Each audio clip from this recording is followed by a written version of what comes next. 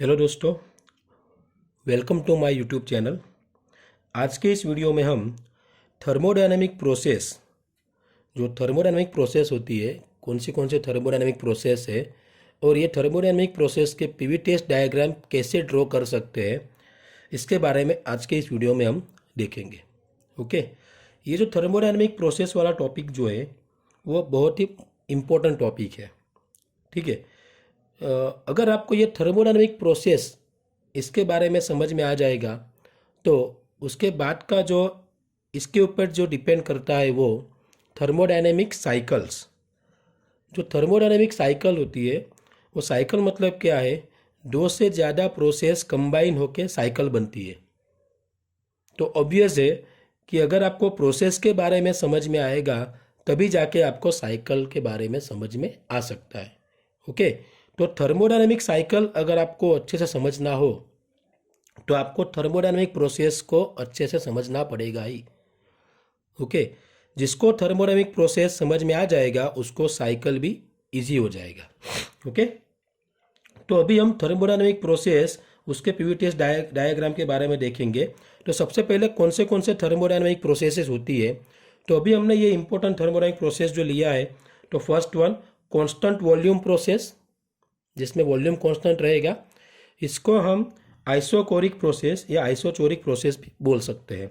ठीक है, constant pressure process, P is equal to constant, मतलब प्रेशर कांस्टेंट रहेगा, इसको आइसोबैरिक प्रोसेस भी बोलते हैं।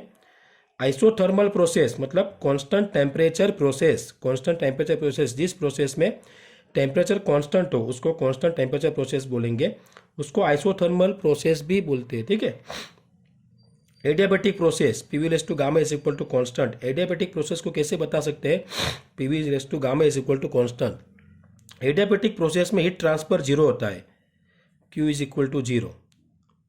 ठीक है, D Q is equal to zero, मतलब हीट ट्रांसफर जीरो होता है। ठीक है, एडियाबैटिक प्रोसेस में। ये रिवर्सिबल एडियाबैटिक प्रोसेस को आइसेंट्रोपिक प्रोसेस भी बोलते हैं। ठीक है, रिवर्सिबल एडियाबैटिक प्रोसेस को आइसेंट्रोपिक प्रोसेस भी बोला जाता है। आइसेंट्रोपिक प्रोसेस में या फिर एडियाबैटिक प्रोसेस में एंट्रोपी कांस्टेंट रहेगा। क्या कांस्टेंट रहेगा? एंट्रोपी। अगर हम साइकिल के बारे में समझें तो ये constant volume process, constant pressure process and isentropic process, ये मोस्ट इंपॉर्टेंट प्रोसेस है जो हमें थर्मोडायनेमिक साइकिल में बहुत काम लगेगी। ओके, तो अभी वन बाय वन स्टार्ट करते हैं, देखते हैं कि ये सारे प्रोसेस जो है उसके पीवीटीएस डायग्राम हम कैसे ड्रॉ कर सकते हैं। तो सबसे पहले हम उसका कॉन्सेप्ट समझेंगे। एक बार कॉन्सेप्ट समझ में आ जाएगा तो डायग्राम हम अपने आप से ड्रॉ कर सकते हैं। ठीक है, सॉरी। तो कॉन्सेप्ट मतलब क्या है, तो सबसे पहले सपोज कि हम ले लेते हैं यहाँ पे constant volume process. First one हमारा है कांस्टेंट वॉल्यूम प्रोसेस। तो कांस्टेंट वॉल्यूम प्रोसेस मतलब कांस्टेंट क्या रहेगा, हमारा वॉल्यूम। ओके, इसको दूसरा क्या बोल सकते हैं हम, आइसोकोरिक प्रोसेस। ओके, तो जैसे यहाँ पे प्रोसेस का नाम जो है जिसमें वॉल्यूम हमारा कांस्टेंट रहेगा। ओके, वॉल्यूम हमारा कांस्टेंट रहेगा, तो हमको क्या करना है, pressure volume and temperature entropy diagram draw करना है। तो सपोज कि यहाँ पे मैं प्रेशर वॉल्यूम मतलब ये हो गया हमारा P V and temperature entropy मतलब T S diagram, T S, P V diagram and T S diagram. Okay, तो अभी हमको ये कांस्टेंट वॉल्यूम प्रोसेस का P V and T S diagram draw करना है। ओके, तो सबसे पहले एक बात समझ लेना कि जब भी हमको पीवी डायग्राम ड्रॉ करना हो, तब कोई भी प्रोसेस हो, पीवी डायग्राम ड्रॉ करना हो तो सिर्फ हमको प्रेशर एंड वॉल्यूम में क्या चेंजेस हो रहे हैं उसके बारे में ही सोचना है। क्लियर? कोई भी प्रोसेस का अगर कांस्टेंट वॉल्यूम हो, कांस्टेंट प्रेशर हो, कांस्टेंट टेम्परेचर हो या फिर आइसेंट्रोपिक या एडियाबैटिक प्रोसेस हो, किसी भी प्रोसेस का अगर पीवी डायग्राम हमको ड्रॉ करना है तो उस प्रोसेस के दरमियान प्रेशर एंड वॉल्यूम, ये दो प्रॉपर्टी में, ये दो थर्मोडायनेमिक्स प्रॉपर्टी में क्या चेंजेस हो रहे हैं उसके बारे में ही हमको समझना है। वो समझने के बाद ये पीवी डायग्राम हम ड्रॉ करेंगे। ओके, जब पीवी डायग्राम ड्रॉ करेंगे उस दरमियान टेम्परेचर एंड एंट्रोपी में क्या चेंजेस हो रहा है उसको ध्यान में लेने का ज़रूरत नहीं है। जब पीवी डायग्राम ड्रॉ करेंगे तब सिर्फ प्रेशर एंड वॉल्यूम में क्या चेंजेस हो रहा है वही समझना है हमको। और जब टीएस डायग्राम ड्रॉ करेंगे, हम टेम्परेचर एंट्रोपी डायग्राम ड्रॉ करेंगे, तब सिर्फ प्रोसेस के दरमियान टेम्परेचर एंड एंट्रोपी ये दो प्रॉपर्टी में क्या चेंजेस हो रहा है उसके बारे में सोचेंगे। तब हमको प्रेशर एंड वॉल्यूम के बारे में सोचने की ज़रूरत नहीं है। ओके, तो अभी स्टार्ट करते हैं हम सबसे पहले कांस्टेंट वॉल्यूम प्रोसेस के बारे में। ठीक है, तो कांस्टेंट वॉल्यूम प्रोसेस है तो उसमें सपोज कि हमारा वॉल्यूम तो कांस्टेंट है ही, तो वॉल्यूम कांस्टेंट है, उसका हमें एक एग्जांपल समझना पड़ेगा, मतलब एज्यूम करना पड़ेगा या फिर एक एग्जांपल याद करना पड़ेगा। सपोज हम एज्यूम कर रहे हैं कि प्रेशर कुकर, ठीक है, प्रेशर कुकर ले लेते हैं हम। ओके, तो प्रेशर कुकर हम याद रखेंगे किसके लिए? कांस्टेंट वॉल्यूम के लिए। क्यों ये प्रेशर कुकर कांस्टेंट वॉल्यूम का एग्जांपल हो गया? क्योंकि प्रेशर कुकर की जो बाउंड्री होती है वो फिक्स होती है, वो मूव नहीं होती। ठीक है, अगर उसकी बाउंड्री फिक्स ही है इसका मतलब उसका वॉल्यूम भी क्या हो गया? कांस्टेंट हो गया। तो कांस्टेंट वॉल्यूम के ये प्रेशर कुकर हम एग्जांपल समझ लेंगे। अभी सपोज इसमें हमारा एक सिस्टम है, सिस्टम मतलब सपोज कि हमने कुछ चावल पकाने के लिए रखे हुए होंगे, तो सपोज चावल एंड पानी जो हमारा अंदर मिक्स होगा वो हमारा सिस्टम हो गया। ओके, तो अभी ये प्रेशर कुकर के अंदर जो हमारा है वो हमारा सिस्टम हो गया, ये हमारा वॉल्यूम कांस्टेंट है। ठीक है, तो अभी सपोज हम कांस्टेंट वॉल्यूम प्रोसेस के दरमियान हीट सप्लाई कर रहे हैं।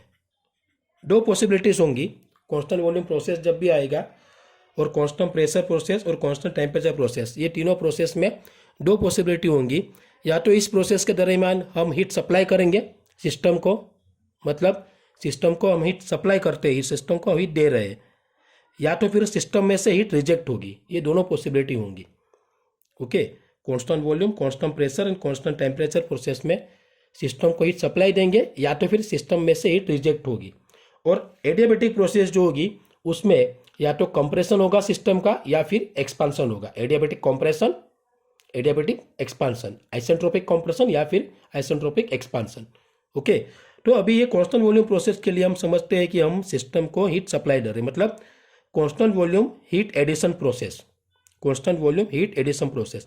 तो इस प्रोसेस के दरमियान क्या होगा तो आप सबको पता ही होगा, जब भी हम प्रेशर कुकर में राइस या पानी डाल के उसको गैस पे रखते हैं और गैस स्टार्ट कर देते हैं तो मतलब हीट सप्लाई स्टार्ट हो गया। तो हीट सप्लाई स्टार्ट होने की वजह से क्या होगा, सिस्टम जो है हमारा वो उसको हीट सप्लाई मिलने की वजह से वॉल्यूम तो कांस्टेंट है, तो इसकी वजह से अगर हम पीवी डायग्राम सोचेंगे तो वॉल्यूम कांस्टेंट है, तो प्रेशर में क्या होगा, तो क्या सोचना है हमको कि वॉल्यूम तो हमारा कांस्टेंट है, ठीक है, तो प्रेशर इंक्रीज हो रहा है या डिक्रीज हो रहा है उसके बारे में सोचना है। तो हमको सबको पता है अगर प्रेशर कुकर में हम गैस स्टार्ट करके उसको हीट सप्लाई दे रहे हैं तो प्रेशर कुकर जो है उसका सिस्टम का प्रेशर जो है वो प्रेशर क्या होगा, इंक्रीज होगा, प्रेशर क्या होगा, इंक्रीज होगा। ओके, तो इसका मतलब पीवी डायग्राम ड्रॉ करने के लिए हमारे पास दोनों प्रॉपर्टी आ गई, एक तो वॉल्यूम हमारा कांस्टेंट है एंड प्रेशर इंक्रीज हो रहा है। तो अभी दूसरी एक बात आपको याद रखनी है, जब भी आपकी पीवी या टीएस डायग्राम कोई भी डायग्राम आपको ड्रॉ करना हो और उसमें से कोई एक प्रॉपर्टी आपकी कांस्टेंट होगी, अच्छे से याद कर लेना, कोई एक प्रॉपर्टी अगर आपकी कांस्टेंट होगी तो उस प्रॉपर्टी के कोऑर्डिनेट्स को परपेंडिकुलर लाइन आपको ड्रॉ करनी पड़ेगी। जो भी प्रॉपर्टी आपकी कांस्टेंट होगी उस प्रॉपर्टी के कोऑर्डिनेट्स को परपेंडिकुलर लाइन हम ड्रॉ करेंगे। ओके, तो यहाँ पे हमारा कांस्टेंट क्या है, वॉल्यूम। क्या कांस्टेंट है हमारा, कांस्टेंट वॉल्यूम प्रोसेस है ना, तो वॉल्यूम हमारा कांस्टेंट है। तो वॉल्यूम जो हमारी प्रॉपर्टी है उसका कोऑर्डिनेट्स मतलब ये रहा, ये हमारा वॉल्यूम का कोऑर्डिनेट्स है। तो वॉल्यूम के कोऑर्डिनेट्स को परपेंडिकुलर लाइन हम ड्रॉ करेंगे। क्या करेंगे, वॉल्यूम कोऑर्डिनेट्स को परपेंडिकुलर लाइन ड्रॉ करें। सपोज हमने ये परपेंडिकुलर लाइन ड्रॉ कर ली। ओके, तो ये क्या बता रहा है, हमारा वॉल्यूम कांस्टेंट है। क्या है, वॉल्यूम कांस्टेंट है। अभी वॉल्यूम का तो हो गया, अभी क्या दिखना है हमारा, तो अभी हम यहाँ पे सपोज के यहाँ पे प्रोसेस 1 2 के बारे में सोचते हैं तो हमको नंबरिंग देना पड़ेगा 1 2 2। तो 1 2 2 हम कहाँ से देंगे, ऊपर से नीचे आएंगे या फिर नीचे से ऊपर जाएंगे, तो वो कैसे डिसाइड होगा, तो वो प्रेशर के ऊपर डिसाइड होगा। अगर हमारा प्रेशर इंक्रीज हो रहा है तो इसका मतलब ये 0 से ऊपर की ओर जाएगा तो इंक्रीज होगा, ऊपर से नीचे की ओर आएगा तो डिक्रीज होगा। ठीक है, तो अगर इंक्रीज हो रहा है तो हम यहाँ से 1 2 2 देंगे, अगर डिक्रीज हो रहा है तो ऊपर से नीचे की ओर आएंगे। ओके, तो अभी ये कांस्टेंट वॉल्यूम प्रोसेस के दरमियान अगर हम हीट सप्लाई दे रहे हैं सिस्टम को तो हमारा प्रेशर क्या हो रहा है, इंक्रीज हो रहा है। इंक्रीज हो रहा है इसका मतलब क्या हो गया, ये हमारा 1 नंबर हो गया, ये हमारा 2 नंबर हो गया। तो 1 to 2 प्रोसेस इस तरह से आएगा। ये हमारा P1 प्रेशर, ये हमारा P2 pressure, P1 to P2 pressure हमारा इंक्रीज हो रहा है। क्लियर? पीवी डायग्राम समझ में आ गया। वॉल्यूम कांस्टेंट है तो वॉल्यूम कोऑर्डिनेट्स को परपेंडिकुलर लाइन, तो यहाँ पे हमारा क्या आएगा, V1 is equal to V2। Volume constant first stage पे जो वॉल्यूम था वही हमारा सेकंड स्टेज पे है, क्योंकि प्रेशर कुकर की बाउंड्री चेंज नहीं हो रही, मतलब वॉल्यूम कांस्टेंट है। उसी तरह हीट सप्लाई दे रहे हैं, मतलब प्रेशर हमारा इंक्रीज हो रहा है। तो P1 फर्स्ट स्टेज पे जो प्रेशर था वहाँ से हमारा प्रेशर इंक्रीज होकर P2 हो गया। तो ये हमारा पीवी डायग्राम रेडी हो गया। क्लियर? तो अभी उसी तरह से अगर टेम्परेचर और एंट्रोपी डायग्राम के बारे में सोचेंगे तो भी हमको प्रेशर वॉल्यूम के बारे में कुछ नहीं समझना, सिर्फ टेम्परेचर एंट्रोपी के बारे में ही समझना है। तो टेम्परेचर मतलब क्या है, तो जनरल रूल्स हमारा सबको पता है कि अगर कोई भी सिस्टम को अगर हम हीट सप्लाई देते हैं, कोई भी सिस्टम को अगर हम हीट सप्लाई देते हैं तो सिस्टम का टेम्परेचर इंक्रीज होगा। और सिस्टम में से अगर हीट रिजेक्ट होगा, मतलब सिस्टम ठंडी हो रही है, अगर सिस्टम में से हीट रिजेक्ट हो रहा है, सिस्टम ठंडी हो रही है, तो सिस्टम का टेम्परेचर डिक्रीज होगा। ओके, ये जनरल रूल्स है। अगर सिस्टम को हीट सप्लाई दे रहे हैं, सिस्टम गर्म हो रही है तो उसका टेम्परेचर इंक्रीज हो रहा है। सिस्टम में से हीट रिजेक्ट हो रही है तो वो ठंडी हो रही है, उसका मतलब टेम्परेचर डिक्रीज हो रहा है। तो टेम्परेचर के बारे में पता चल गया। अभी एंट्रोपी के बारे में समझते हैं। तो एंट्रोपी एस, एंट्रोपी मतलब क्या है, सबसे पहले एंट्रोपी का डेफिनेशन समझते हैं। एंट्रोपी मतलब disorderness of the system, disorderness of the system. System जितनी डिसऑर्डरनेस होगी उसकी उतनी उसकी एंट्रोपी इंक्रीज होगी। और जितना सिस्टम जो है वो स्टेबल रहेगी, ठीक है, सिस्टम जितना स्टेबल होने जाएगी उसकी एंट्रोपी उतनी डिक्रीज होगी। क्लियर? इसका मतलब अगर सिस्टम स्टार्टिंग में हमने प्रेशर कुकर में हमारा सिस्टम जो है चावल और पानी उसको डाल के अगर हम हीट सप्लाई दे तो स्टार्टिंग में सिस्टम क्या थी, स्टेबल थी। हीट सप्लाई देने की वजह से ये सिस्टम की मूवमेंट क्या होगी, बढ़ जाएगी, अंदर का मूवमेंट बढ़ जाएगा। तो ये सिस्टम की मूवमेंट बढ़ रही है, मतलब डिसऑर्डरनेस बढ़ रहा है। तो डिसऑर्डरनेस बढ़ रहा है मतलब एंट्रोपी क्या हो रहा है, इंक्रीज हो रहा है। क्लियर? इसका मतलब अगर कांस्टेंट वॉल्यूम प्रोसेस के दरमियान हम हीट सप्लाई दे रहे हैं तो सिस्टम की डिसऑर्डरनेस बढ़ रही है, उसकी मूवमेंट बढ़ रही है, तो उसका स्टेबल में से वो डिसऑर्डरनेस बढ़ रही है, तो उसका एंट्रोपी इंक्रीज हो रहा है। और हीट सप्लाई देने की वजह से टेम्परेचर तो इंक्रीज हो रहा है। तो अभी यहाँ पे हमको डायग्राम ड्रॉ करना है। तो डायग्राम इस तरह से हम ड्रॉ करेंगे कि जैसे हमारा एंट्रोपी भी इंक्रीज हो और टेम्परेचर भी इंक्रीज हो, क्योंकि हम हीट सप्लाई दे रहे हैं इसलिए। तो इस तरह से डायग्राम ड्रॉ करने के लिए हम कैसे करेंगे, तो उसके लिए आपको समझना पड़ेगा कि ये हमारा 0 पॉइंट है। अगर यहाँ से हम इस तरह से जाएंगे तो एंट्रोपी इंक्रीज होगी, यहाँ से यहाँ पे आएंगे तो एंट्रोपी डिक्रीज होगी। ओके, यहाँ पे आएंगे डिक्रीज होगी, इस तरह से जाएगी तो एंट्रोपी इंक्रीज होगी। उसी तरह यहाँ से 0 से ऊपर क्यों जाएगी तो टेम्परेचर इंक्रीज होगा, ऊपर से नीचे क्यों आएगा तो टेम्परेचर डिक्रीज होगा। तो हमको अभी 1 to 2 प्रोसेस इस तरह से ड्रॉ करना है कि जैसे हम एंट्रोपी भी इंक्रीज हो और टेम्परेचर भी इंक्रीज हो। अभी प्रेशर वॉल्यूम के बारे में नहीं कुछ सोचना, ठीक है। तो सपोज के फॉर एग्जांपल अगर मैं ऐसा सोचूं कि मेरा डायग्राम इस तरह से बनेगा फॉर एग्जांपल, तो आप देख सकते हो सपोज मैं यहाँ पे 1 नंबर दे दूँ, यहाँ पे 2 नंबर दे दूँ। तो अभी यहाँ पे मैं देखूँ तो हमारा ये S1 ये S2, S1 to S2 entropy increase हो रहा है, सही है, एंट्रोपी इंक्रीज है। लेकिन अगर हम टेम्परेचर के बारे में सोचेंगे तो temperature T1 to T2 temperature decrease हो रहा है, ठीक है। लेकिन हमारा इस प्रोसेस में टेम्परेचर क्या हो रहा है, इंक्रीज हो रहा है। तो ये डायग्राम हमारा गलत है। तो हमारा डायग्राम इस तरह से नहीं आ सकता। समझ में आ गया क्यों नहीं आ सकता? क्योंकि इस तरह से अगर डायग्राम ड्रॉ करते हैं हम तो हमारा एंट्रोपी तो इंक्रीज हो रहा है, लेकिन हमारा टेम्परेचर जो है वो टेम्परेचर क्या हो रहा है, डिक्रीज हो रहा है, ठीक है। लेकिन हमारा इस प्रोसेस में टेम्परेचर एंड एंट्रोपी दोनों इंक्रीज हो रही है। तो अभी हम क्या करेंगे, अगर आप सोचो कि इस तरह से भी डायग्राम ड्रॉ करोगे आप 1 to 2 नंबरिंग चेंज कर दोगे, तो अभी आप देखो ये हमारा टेम्परेचर T1 ये टेम्परेचर T2 टेम्परेचर इंक्रीज हो रहा, लेकिन S1 to S2 entropy decrease हो रही है। तो ये भी पॉसिबल नहीं है। ओके, तो आपको इस तरह से सोचना होगा कि हमारा डायग्राम इस तरह से बनेगा कि जैसे हमारा टेम्परेचर एंड एंट्रोपी दोनों क्या होना चाहिए, इंक्रीज होना चाहिए।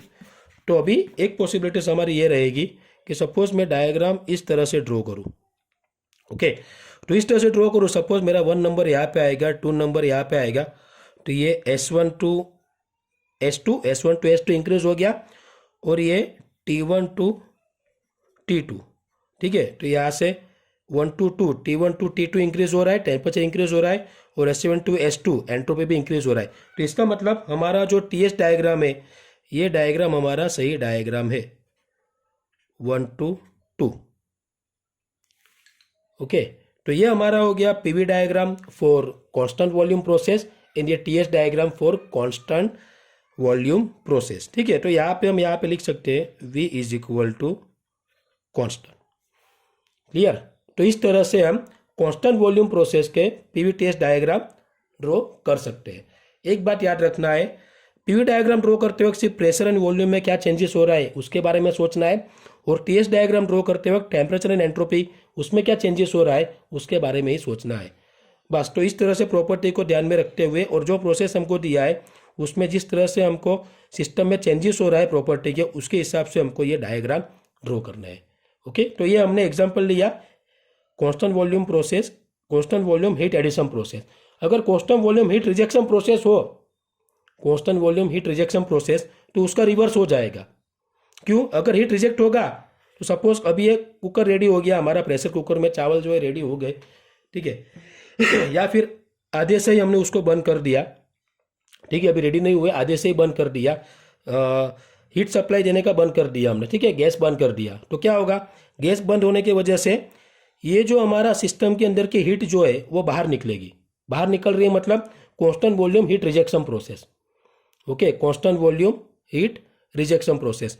तो उस प्रोसेस के दरमियान क्या होगा, वॉल्यूम तो कांस्टेंट ही है, तो उसका डायग्राम हमारा ये आपको अलग से ड्रॉ करना पड़ेगा। मैं इसी में ड्रॉ करके बता देता हूँ आपको, लेकिन आपको अलग से उसको ड्रॉ करना पड़ेगा। ठीक है, तो अभी ये भूल जाओ। ठीक है, अभी मैं दूसरा डायग्राम साइड पर ड्रॉ करता हूँ। देखो, वॉल्यूम तो कांस्टेंट है, तो मैंने क्या बोला, जो भी प्रॉपर्टी कांस्टेंट होगी हमारी उसके कोऑर्डिनेट्स को परपेंडिकुलर लाइन ड्रॉ करो। तो ये परपेंडिकुलर लाइन ड्रॉ कर लिया, मतलब वॉल्यूम कांस्टेंट हो गया। अभी हीट रिजेक्ट हो रही है, समझो हीट रिजेक्ट हो रही है, तो प्रेशर क्या होगा, डिक्रीज होगा। हीट सप्लाई करने से प्रेशर इंक्रीज हो रहा है, हीट रिजेक्ट करने से प्रेशर डिक्रीज होगा। तो प्रेशर डिक्रीज होगा तो हमारा 1 पॉइंट ऊपर आएगा, 2 पॉइंट नीचे आएगा। तो 1 to 2 प्रोसेस इस तरह से आएगा। ये हमारा P1 और ये हमारा P2 हो जाएगा हीट रिजेक्शन प्रोसेस के लिए। उसी तरह अगर ये डायग्राम देखो, ये डायग्राम भी इस तरह से रिवर्स होगा। क्यों रिवर्स होगा, क्यों रिवर्स होगा, क्योंकि अभी constant volume process pressure cooker में से हीट रिजेक्ट हो रही है। हीट रिजेक्ट होने की वजह से टेम्परेचर डिक्रीज होने वाला है। तो समझ लो ये हमारा T1 और ये हमारा T2, T1 to T2 decrease हो गया। ओके, और जिस तरह से अगर हीट रिजेक्ट हो रही है तो हमारा सिस्टम जो है, सिस्टम उसकी मूवमेंट जो है वो कूल डाउन हो जाएगी, मतलब सिस्टम भी स्टेबल होने के लिए जाएगी। जितनी मूवमेंट उसकी बढ़ रही होगी हीट सप्लाई की वजह से, अगर हीट सप्लाई हम रोक देते हैं तो अभी क्या होगा, प्रेशर कुकर में से हीट रिजेक्ट होगा, मतलब ठंडा होने जाएगा। तो उसकी वजह से हीट रिजेक्ट होने की वजह से सिस्टम जो है वो एक जगह पे स्टेबल होने के लिए जाएगी। तो डिसऑर्डरनेस में से स्टेबल होने के लिए जा रहा है, तो उसको वो ऑर्डर में आ रही है। ठीक है, तो उसका एंट्रोपी क्या हो रहा है, डिक्रीज हो रहा है।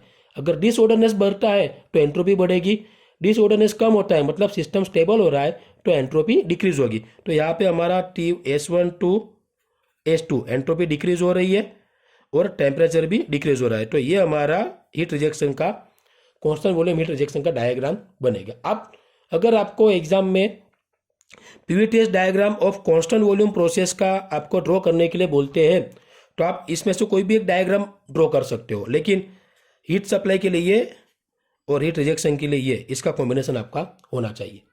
ओके, तो ये हो गया constant volume PVTS diagram of constant volume process. Okay, next जो हमारा है PVTS diagram of constant pressure process, वो हम नेक्स्ट वीडियो में देखेंगे। Okay, thank you.